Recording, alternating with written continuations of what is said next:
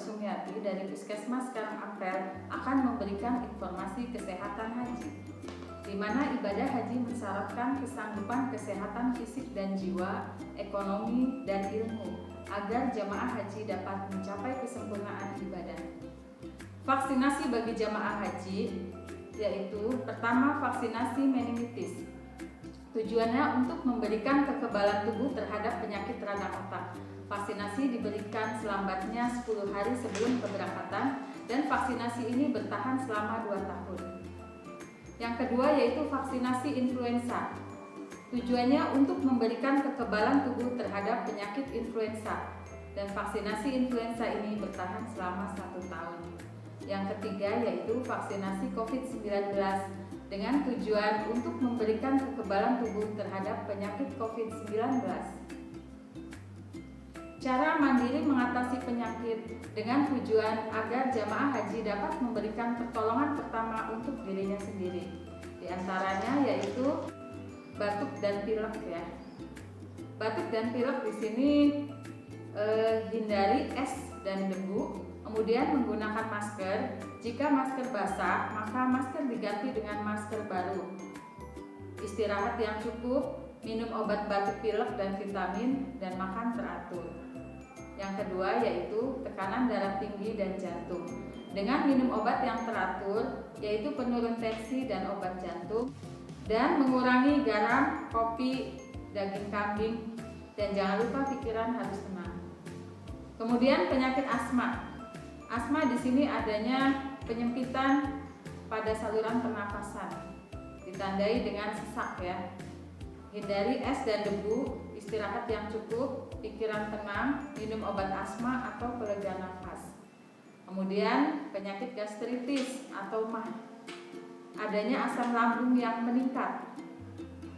Dengan adanya keluhan perut sakit ya, di sini kadang-kadang ada mual, muntah. Hindari pedas, asam berlebihan, makan teratur, pikiran tenang, minum obat MAH. Kemudian penyakit kencing manis atau DM ditandai dengan sering buang air kecil, sering haus, dan sering lapar. Untuk pengelolaan penyakit ini dengan mengurangi makanan minuman yang manis, mengurangi karbohidrat, contohnya nasi, berolahraga teratur, kontrol gula darah tiap bulan, minum obat kencing manis. Selanjutnya penyakit diare. Diare itu ditandai dengan buang air besar cair. Kadang ada ampas, kadang tidak ada ampas. Sehari 3 kali atau lebih. Jangan lupa penanganannya banyak minum Oralit ya, atau bikin teh manis. Bikin air manis ya, kasih garam sedikit sepucuk sendok teh. Kemudian penyakit rematik. Rematik di sini ditandai dengan adanya nyeri pada sendi. Kalau nyeri, minum obat rematik. Kemudian penyakit hiperkolesterol ditandai dengan sering pusing ya. Hiperkolesterol ini sering pusing ataupun sering pegel-pegel.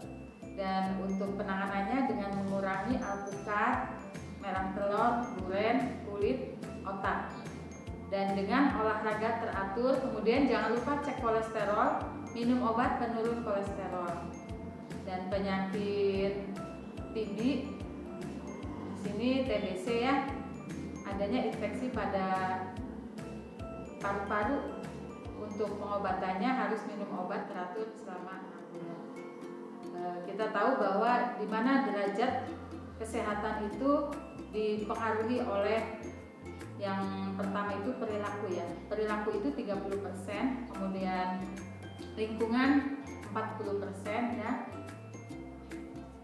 Perilaku di sini dengan olahraga minimal 30 menit per hari bagusnya ya. Jadi secara teratur olahraganya. Kalau misalnya seminggu 3 kali boleh. Kalau tiap hari lebih bagus lagi. Dan perilaku juga hubungannya dengan makanan yang sehat. Di sini ada nasi, ada lauk, sayur, buah, dan susu. Kemudian jangan lupa minum air putih minimal 2 liter per hari. Dan jangan lupa pula pikiran harus tenang. Nah, untuk ini ya, lingkungan yang bersih itu akan meningkatkan derajat kesehatan itu sebanyak 40%. Dan untuk pengobatan ya, misalnya dengan berobat itu meningkatkan derajat kesehatan 20%, dan faktor genetik itu hanya 10%. Jadi jelas yang sangat berpengaruh sekali perilaku dan lingkungan.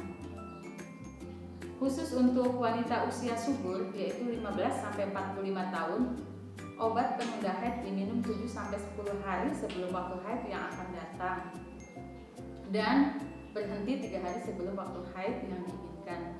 Untuk itu adanya pil penunda haid ini harus konsultasi dengan dokter. Ya, bisa datang ke puskesmas sekarang.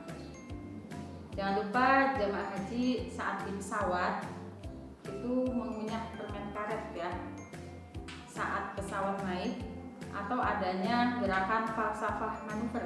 Di sini falsafah manuver itu gerakan dengan cara hidung dan mulut ditutup ya, kemudian sambil meniup. Nah, coba ya prakteknya. Di sini hidung dan mulutnya ditutup sambil meniup. Nah, ini terasa sekali ya di telinganya ya. Jadi untuk mencegah pecahnya gendang telinga ya, akibat tekanan yang tinggi saat pesawat mulai naik. Dan jangan lupa jemaah haji juga menggerakkan anggota gerak badan atau senam di pesawat agar aliran darah lancar, di mana perjalanan haji dari tanah air ke tanah suci itu lebih kurang 8 jam. Waktu makan jangan ditunda selama di sana. Jangan lupa jamaah haji juga bawa alat cukur sendiri saat tahalul agar terhindar dari penyakit HIV, hepatitis B dan C. Perlu diketahui jamaah haji setelah pulang dari tanah suci 14 hari setelah kepulangan haji, ada petugas haji dari puskesmas yang akan memantau kesehatan jamaah haji setelah pulang dari tanah suci. Mari bersama-sama membantu pemerintah dalam menangani pandemi COVID-19 ini dengan mencuci tangan pakai sabun, memakai masker, menjaga jarak, tidak salaman nempel ya, jadi salamannya berjauhan ya, ala Sunda ya. Kemudian mengurangi mobilisasi, jadi kalau tidak penting-penting banget tidak bepergian. Dan jangan lupa menghindari bergerombol ya, menghindari bergerombol untuk pencegahan COVID-19. Dan satu lagi, jangan lupa jamaah haji untuk melakukan vaksinasi COVID-19. Yang belum vaksinasi diharapkan datang ya, boleh di mana aja atau di puskesmas Karangampel. Yang sudah, alhamdulillah ya. Semoga pandemi COVID-19 ini segera berakhir dan semoga jadi haji yang mabrur. Amin. Wassalamualaikum warahmatullahi wabarakatuh.